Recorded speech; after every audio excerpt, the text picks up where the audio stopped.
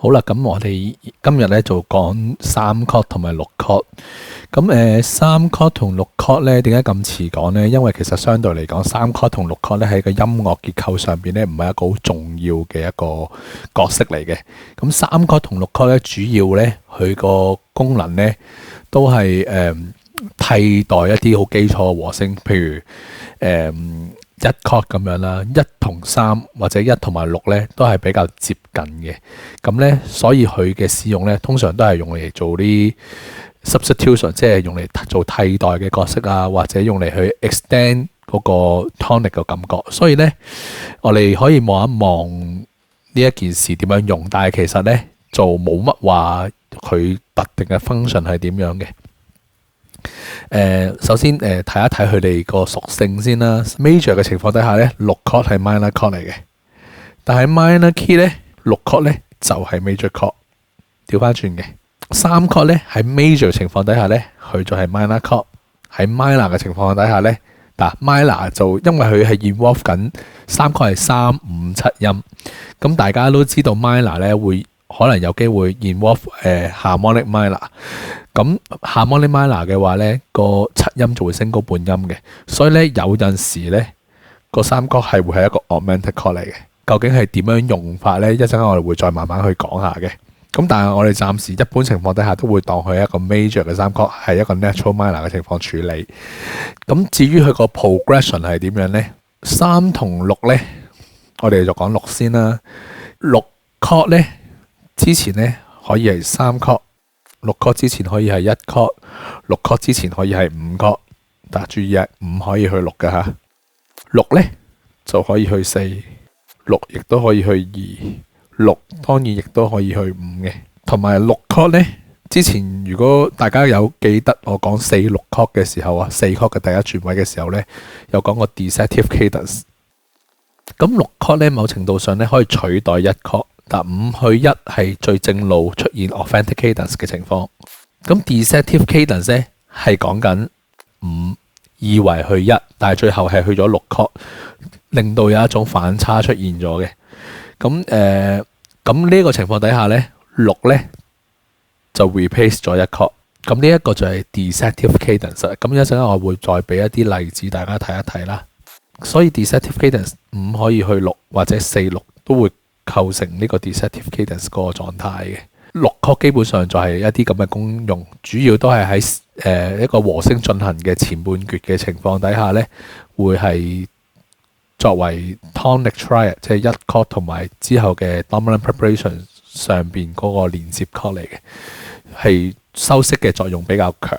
另外一邊廂我哋睇埋三 chord 佢哋嘅progression， 三就更加少去as 一個重要嘅角色，因為譬如六 chord 我都可以做 deceptive cadence， 做一個 fake 嚟嘅一個以為完嘅一個狀態啦。啲演唱會成日都會以為完啦，未完咧，原來落得個六 chord 咧就可以發生到呢一個效果嘅。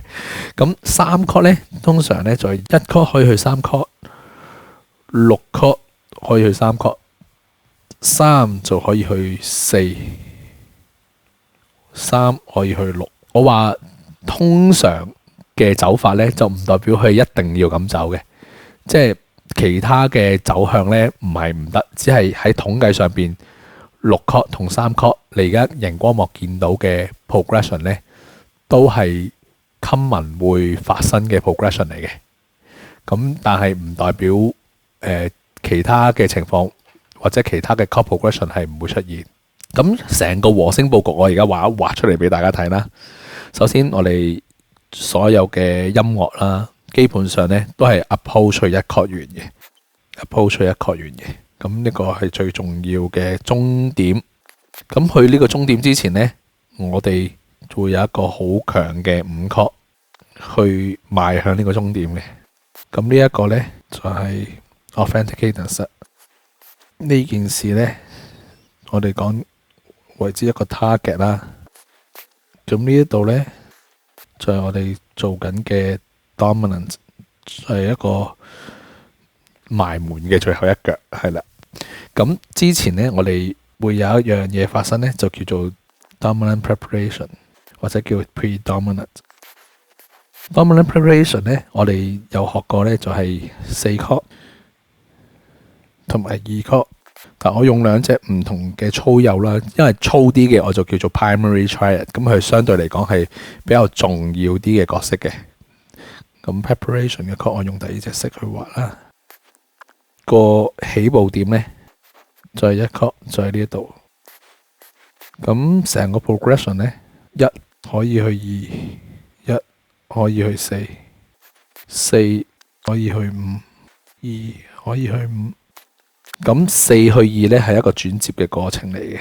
當然啦，4亦都可以直接去1嘅。呢個叫 Plagal cadence。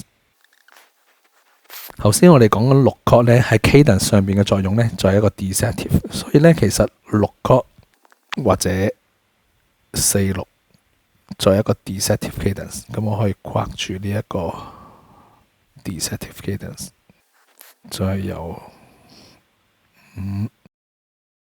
咁呢個 deceptive cadence 咧係會去邊呢？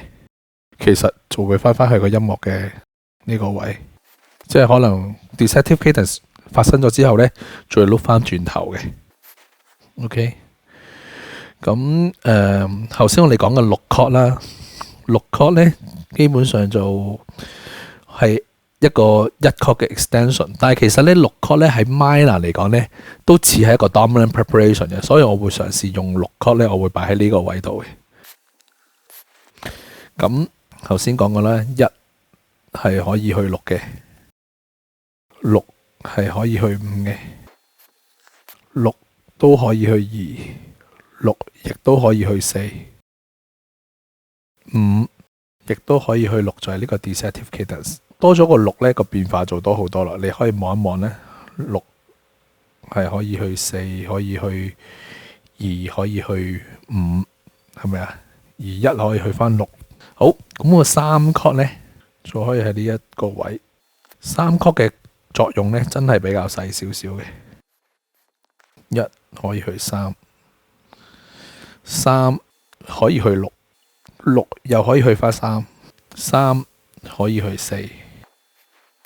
咁呢個就係嗰個和聲嘅走向啦。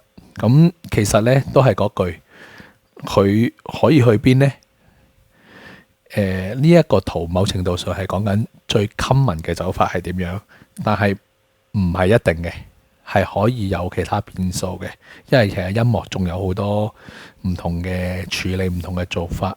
咁啊呢一課咧就講咗關於chord progression 嘅嘢。咁我下一課咧我就會 show 一啲 example，就係嗰啲3 chord 同6 chord 個聲究竟係點樣。